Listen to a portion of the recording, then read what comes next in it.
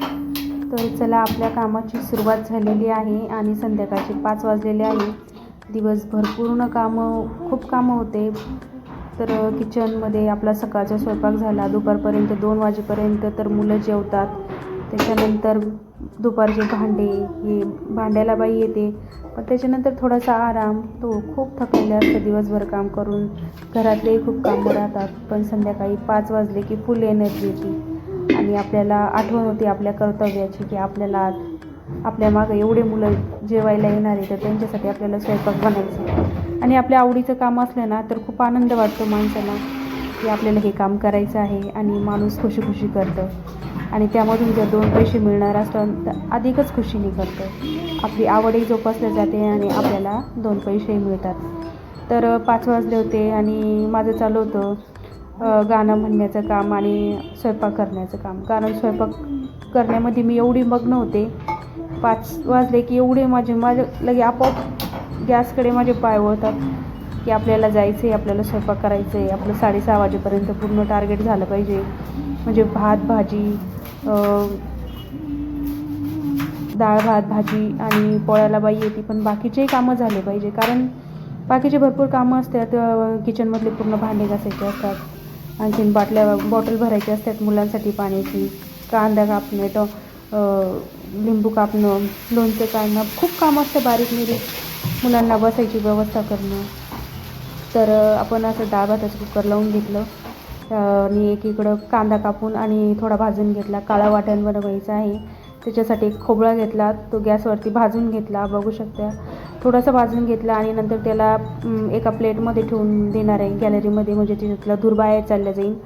आणि काय होतं की कांदा खोबरं भाजून घेतलं ना की छान असं वाटण तयार होतं आणि भाजी छान टेस्टी लागते. तर एकीकडे मी पुन्हा कढई ठेवली, कारण आपण अर्ध्यावटच कांदा भाजतानीच कढई काढली होती खोबरं भाजण्यासाठी. आणि पुन्हा कढई ठेवून दिली आणि आपण चांगला कांदा आता छान भाजून घेऊया. साधारण 7-8 मिनटं आपल्याला थोडासा कांदा भाजून घ्यायचा आहे. म्हणजे असं थोडा जास्त बी नाही, 70% कांदा भाजून घ्यायचा आहे, 70 ते 80%. बघू शकता, या अशा पद्धतीने आपल्याला कांदा भाजून घ्यायचा आहे. आणि बघू शकता, जे आपण खोबरं भाजायला लावलं होतं ना, त्याच्यावर मी झाकण ठेवलं होतं, कारण जळत आलं ना खूप पेट भरतं ते. त्याच्यामुळे त्याच्यावर एखादी प्लेट म्हणा, एखादं पातेलं म्हणा, पालथं मारायचं, म्हणजे त्याची आग भिजून जाते. आणि म्हणजे तुम्ही जर फूक मारायला गेलं ना त्याला, ते डबल पेटतं. फूक मारायला गेलं डबल मेणबत्तीसारखं होतं. त्याच्यामुळे काय होतं की काही पण त्याच्यावर पालथं ठेवून द्या, विझून जाईन ते लगेच. म्हणजे आपल्याला हाताला चटका बसणार नाही, काही नाही. आणि वाटाणेही संपलेलं होतं. तर लसूण आहे या ठिकाणी, 2 पिशव्यामध्ये लसूण होता. तर जो आधीचा होता तो मी वापरून आधी टाकला. अद्रक आधी छिलून आणि मिक्सरला फिरवून घेतली. नंतर लसूण आता मिक्सरला फिरवून घेणार आहे. कारण वाटण मला 2 ते 3 दिवसामध्ये लागतं, कारण मी त्याच्यापेक्षा जास्त वाटण बनवत नाही. त्याच्यामुळं खूप किचनमध्ये जर काम करायचं म्हणलं तर पूर्ण 100% डोकं किचनमध्येच ठेवावं लागतं. तेव्हाच कुठे चांगले सगळे जिथल्या तिथे कामं होतात. तर अद्रक लसूण याचं मी बारीक वाटण वाटून घेतलं. आणि त्याच्यानंतर हा जो खोबरा केस आहे तो त्याच्यामध्ये एकत्र करून आणि मी पुन्हा हे मिक्सरला फिरून घेणार आहे, पाणी घालून. जेवढं पाणी लागेल तेवढं टाकून आणि आपल्याला फिरवून घ्यायचं. कारण ते वाटत असताना जर ते खोबरं टाकलं तर नाही जमत. पण नंतर आपण तिन्ही नंतर एकत्र घेतलं ना, मग ते छान मिक्स होतं, एकजीव होतं. आणि बघू शकता, हे सगळं मी वाटून घेतलेलं आहे. किती छान दिसत आहे बघा, मस्त पांढरं शुभ्र असं वाटण दिसत आहे. तर आज काय झालं, लाईटीचा काय भरोसा नसतो.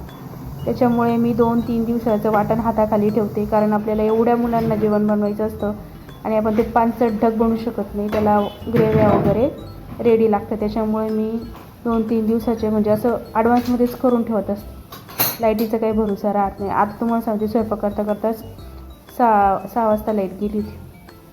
ते पुढं सांगते मी. आता बटाट्याची भाजी मी करायला घेतली. बटाटे आता छिलून घेते आणि कढई ठेवलेली आहे. आता हे छिलून कापून आणि फ्राय करायला लावले. आणि हे बघा, आपलं कांदा खोबरं आणि हिरवी मिरची. आता आपल्याला याचं वाटण बनवायचं आहे. पण मध्येच काय झालं, लाईट गेली. मग बटाटे मी फ्राय करून घेतले, ते काढून घेतले. त्याच कढईमध्ये तेल टाकलं, अद्रक लसूणचं पेस्ट टाकली जे बनवलं होतं ते, कोथिंबीर टाकली. आणि आता हे मिनिटभर छान आपण परतून घेऊ. आणि जे वाटत होते मी तेव्हाच लाईट गेली, त्याच्यामुळे 1-2 त्याचे गरके झाले आणि लगे मग थोडंसं निघालं होतं, पण एवढं प्रॉपर नव्हतं निघालं. मग ते तसंच सोडून दिलं. म्हटलं चला आता आपण भाजी बनवून घेऊया. बघितलं एका हातामध्ये मोबाईल घेतलेला आहे आणि एका हाताने मी साहित्य टाकते याच्यामध्ये. जे वाटण आपण थोडंसं अर्धवट होतं तेच घेतलं. म्हटलं जरा वाटून जसं आहे तसं टाकून घेऊ. पण ते छान बऱ्यापैकी झालं होतं म्हणून घेतलं मी टाकून. कोथिंबीर, आपलं अद्रक लसूण पेस्ट आणि ते आपलं कांदा खोबऱ्याचं वाटण हे टाकून आता छान मिनिटभर पुन्हा मी परतून घेतलं. आधी आपण परतून घेतलं होतं. आता याच्यामध्ये सुके मसाले टाकू. हळद टाकलेली 2 चमचे. हळद टाकून पुन्हा आधी त्याला चांगलं हलवून घेऊया. आणि बघू शकता असा हिरवा कलर दिसतो. कोथिंबीर आणि हळद टाकली की खूप छान कलर येतो. असा हिरवा भाजीला कलर येतो. तुम्ही जर या वाटणामध्ये जरी हळद टाकली ना 2 चमचे तरी पण हिरवा असा कलर होतो. आणि यामध्ये मी 2 ते 3 चमचे लाल पावडर टाकलेला आहे. आणि जसं आपण आवडीनुसार, मी म्हटले तुमच्या आवडीनुसार तुम्ही टाकू शकते. धना पावडर टाकलेला आहे 2 ते 3 चमचे. आणि आपला कॅमेरा किती हलत आहे, कारण एका हातानेच पकडले आणि दुसऱ्या हाताने मी टाकते, तर अंदाज नाही येते बरोबर उभा थांबलेला आहे का कडेवरती कॅमेरा म्हणून हलते. मी जसे हलते तसेच कॅमेरा पण हलते, त्या असू द्या. पण आता ही आपली ग्रेव्ही छान तयार झालेली आहे. आता यामध्ये गेला आपला कोल्हापुरी कांदा लसूण मसाला. आणि पुन्हा आपण ते मसाला टाकल्याच्यानंतर हा पण छान मिक्स करून घेऊ. आता झालेलं आहे, जवळपास आपली ग्रेव्ही तयार झालेली आहे. आता गरम पाणी टाकून घेऊ आणि याला छान असं शिजवून घेऊ. गरम पाणी टाकल्याच्यानंतरच आपल्याला कळतं की पाणी टाकल्या जर आपल्या याला ग्रेव्हीला जर तरंग आला ना की समजून जायचं आपले मसाले छान फ्राय झालेले आहे. आणि हे बघा मी पाणी टाकलं आणि हलवून घेतलं, ते कशी मस्त तेल दिसते. लगे वरती फिरवतानाच लगे तेल वरती येतं, म्हणजे एकदम प्रॉपर शिजलेली राहते ग्रेव्ही. याचा अर्थ असं होतं की प्रॉपर शिजलेली आहे. आणि बघू शकता लगेच अर्ध्या मिनिटमध्ये तर पूर्ण तेल वरती येतं ग्रेव्हीचं. तर या ठिकाणी असं मस्त छान ग्रेव्ही झालेली आहे. आणि कोमट पाणी किंवा गरम पाण्यानेच ग्रेव्ही शिजून काढायची, छान लागते. मी पुन्हा थोडंसं पाणी टाकून घेतलं. आता यामध्ये आपण जे उकडलेले म्हणजे जे शिजवलेले बटाटे होते ते टाकून घेऊया. तर असं आहे आपलं. बाईच्या जातीला किती अडचणी आल्या तर तिला किचनमध्ये कामं करावेच लागतात. त्यामुळे बाईचं स्वयंपाक करण्याचं काम एवढं सोपं समजू नका. खूप अवघड काम आहे. त्याला खूप चटके बसतात स्वयंपाक करताना. खूप साऱ्या अडचणी येतात. जर मिक्सरला आपण काही वाटण वाटत असलं तर लाईट गेली आणि ती 15-20 मिनटं जर आली नाही तर त्या बाईला किती विचार करावं लागतं. काही ना काही करून तिला भाजी बनवावीच लागते. खूप अडचणी असतात, सोपे नसते हे कामं. त्याच्यामुळे स्वयंपाक करण्याचं काम हलक्यात घेऊ नका. आणि या ठिकाणी मी मीठ टाकलेलं आहे. आता मी ग्रेव्हीमध्ये मीठ नव्हतं टाकलं, तर तुम्हाला दिसलेच असं ग्रेव्हीमध्ये मीठ जेव्हा नाही टाकलं ना तेव्हा अशी ड्राय दिसते. आणि ग्रेव्हीमध्ये मीठ टाकलं की अशी सॉफ्ट दिसते, कारण मी आज ग्रेव्हीमध्ये मीठ टाकायला आणि नंतर मीठ टाकलेलं आहे. तसं बटाट्यामध्ये मीठ टाकलेलं होतं मी. आणि या ठिकाणी आता आपल्याला जेवढी भाजी बनवायची तेवढं पाणी टाकून घेऊया. तर असे बनवते मी व्हिडिओ. तर तुम्हाला माझी व्हिडिओ बनवण्याची पद्धत एखाद्या वेळेस आवडतही नसेल, कारण मी नवीन मी स्वतः सगळ्या गोष्टी करते, तर उशीर लागेल शिकायला. प्रत्येक गोष्ट शिकायला वेळ लागतो. तर तुम्हाला माझा हा प्रयत्न कसा वाटतो कमेंट करून नक्की सांगत जा. आणि माझ्या व्हिडिओला खरंच तुम्हाला मनापासून, मी एवढं मनापासून करते, मनापासून आवडलं असेल तर लाईक नक्की करा. आणि व्हिडिओला लाईक करून चॅनलला सबस्क्राईब नक्की करा.